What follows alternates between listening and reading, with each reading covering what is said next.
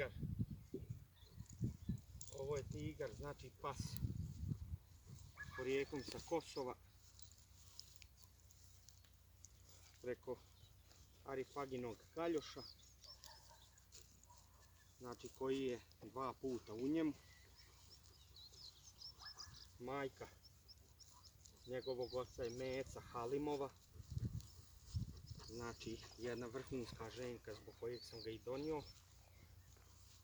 A njegova majka je dobijena opet od preko kaljoša, znači to je s jedne i s druge strane.